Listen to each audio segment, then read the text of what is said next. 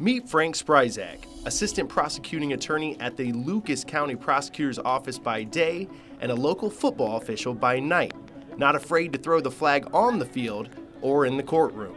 Officiating for me is a little bit of a relief from the stress here, because we're dealing with, at this level, at the Lucas County Prosecutor's Office, we're dealing with homicides, we're dealing with rape cases, we're dealing with a lot of serious felony offenses.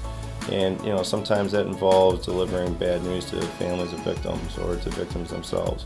And the stressor of going to trial, knowing that there's somebody on the other side that committed a crime, but it's up to you to make sure that you prove it, so that way they're held accountable. So being able to go out with your crew on a Friday night, Saturday afternoon, and work a game is a little bit of a stress relief.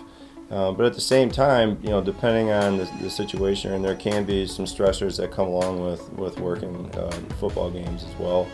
And there's a lot of preparation that goes into it. I don't think a lot of people recognize how much work officials put into it. We have weekly Monday night rules meetings at Whitmer High School and for high school. And we have a state rules interpretation meeting that we're required to attend, and we have a preseason clinic. So there's we're not just walking onto the field on a Friday night, put the rule book in our pocket and go. There is preparation that goes into it. With all the preparation that is needed, there does come a cost.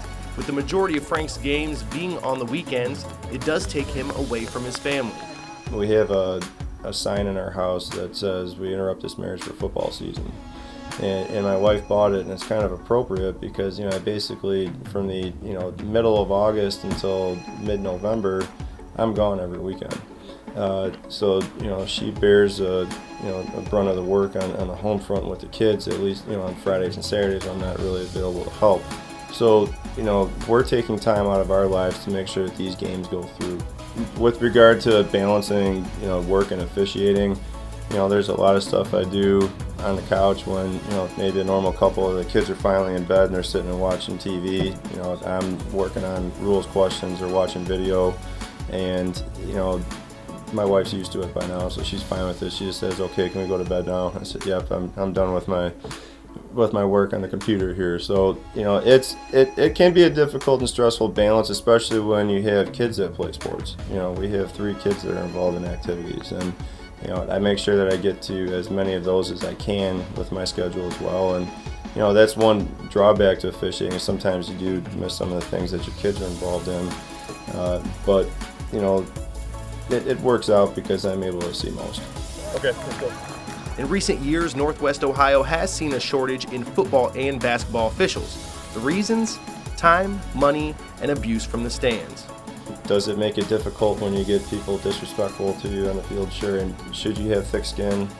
Yes. But at a certain point, there's a difference between people complaining about calls and being verbally abusive. And I would just, like we talked about before we started, if parents would recognize that their behavior, the kids are watching and they're learning from that. And if for every time that you say something negative and abusive towards somebody that's in stripes, they're going to think that it's acceptable because mommy or daddy or both are doing it. So just think about what you're doing. Think about the fact that it's another human being out there that's just trying to do a job, and you know what? We're not out making a lot of money doing it either. We're doing it for the love of the game. Hey, boys, have a good game, guys. All right, let's be there. All right, let's go. So the next time you're in the stands and a call doesn't go your team's way, just know no one is perfect. I mean, if you look at athletes in any sport, they make mistakes. Receivers drop passes, quarterbacks miss throws, kickers miss field goals. Even the best hitters are only hitting 300 or so, right? And the saying in officiating is it's the one avocation where you're expected to be perfect your first time out and improve every time that you hit the field afterwards. So I would just tell people is we're human, we're going to make mistakes, and just be respectful of that and understand that there's no intent behind it. It's just sometimes we may not have the right angle.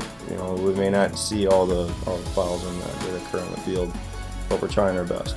For BCSN, I'm Jason Ozenball.